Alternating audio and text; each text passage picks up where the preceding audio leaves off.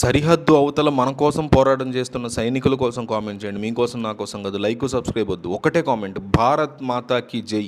YouTube మొత్తం మీద ఒక 1000 మంది కూడా లేరు భారతదేశ భక్తులు. భారతదేశం కోసం, నా భారతదేశం కోసం కామెంట్ చేసి, మన భారతదేశం కోసం కామెంట్ చేసేవాళ్ళు ఒకళ్ళు కూడా లేరా? 1000 మంది కూడా లేరు. ఒక 1000 మంది భారత్ మాతాకి జై అని కంపల్సరీ కామెంట్ చేయండి.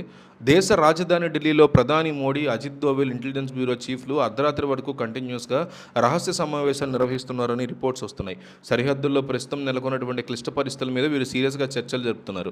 ముఖ్యంగా పాకిస్తాన్ ఆక్రమిత కాశ్మీర్ ప్రాంతంలో తీవ్ర స్థాయిలో అలజడులు జరుగుతున్నాయి. అక్కడ పాకిస్తాన్ సైన్యం వందలాది మంది సామాన్య ప్రజలను దారుణంగా కాల్చి చంపుతోంది. ఈ దారుణాల మీద అంతర్జాతీయ మీడియా అసలు నోరు విప్పట్లేదనేది ప్రధాన ఆరోపణ. ఈ సమయంలో భారత నిఘా వర్గాలు సేకరించిన సమాచారం ప్రకారం ఒకవేళ భారత్ వైపు ఉండే సరిహద్దు గేట్లను కనుక తెరిస్తే దాదాపు 1,00,000 మంది పీఓకే ప్రజలు భారత కాశ్మీర్లో పారిపోయి వచ్చే అవకాశం ఉంది.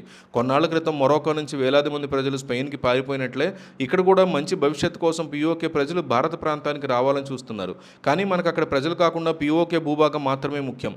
ఒకసారి 1,00,000 మంది శరణార్థులు లోపలికి వస్తే మన కాశ్మీర్లో నివసించే ప్రజలకు ఆహారం, విద్యుత్తు, నివాసం వంటి వనరుల కొరత ఏర్పడి పెద్ద సమస్యగా మారుతుంది.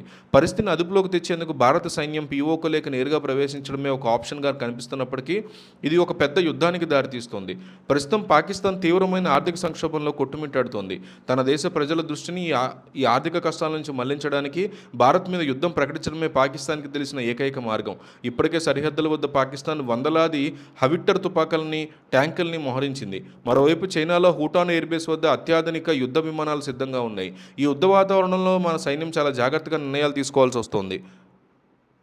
అమెరికా ఇరాన్ యుద్ధంలో జరిగిన పరిణామాలను పరిశీలిస్తే ఒక కొత్త వ్యూహం బయటపడింది. అమెరికా వద్ద ఎంతో ఖరీదైన థర్డ్ ఎయిర్ డిఫెన్స్ సిస్టమ్స్ ఉన్నప్పటికీ ఇరాన్ ప్రయోగించిన చాలా చవకైన డ్రోన్ల దాడి వల్ల అమెరికా తన రక్షణ వ్యవస్థలను కోల్పోయింది. 100 కోట్ల విలువైన ఆయుధాలని చవకైన డ్రోన్లు కోల్చడానికి వాడి ఆయుధ నిల్వల్ని ఖాళీ చేసుకుంది. పాకిస్తాన్ కూడా చైనా, టర్కీల నుంచి అతి చవకైనటువంటి డ్రోన్లు కొనుగోలు చేసి భారత్ మీద దాడికి దిగే అవకాశం ఉంది. మనం వాటిని ఎదుర్కొనేందుకు బ్రహ్మోస్, S-400 వంటి అత్యాధునిక మిసైళ్లను వాడితే ఆర్థికంగా చాలా నష్టపోతాం. అందుకే భారత్ కూడా స్వామ్ డ్రోన్లని మరియు చిన్న చిన్న స్థాయి డ్రోన్లని సాంకేతికంగా పాకిస్తాన్ వాడాలని చూస్తోంది. పాకిస్తాన్కి మరో పెద్ద దెబ్బ బలూచిస్తాన్ రూపంలో తగిలింది. పాకిస్తాన్ సైన్యం తమ మీద చేస్తున్న అరాచకాలను తట్టుకోలేక బలూచిస్తాన్ ప్రజలు పాకిస్తాన్ నుంచి విడిపోతున్నట్టు ప్రకటన చేశారు.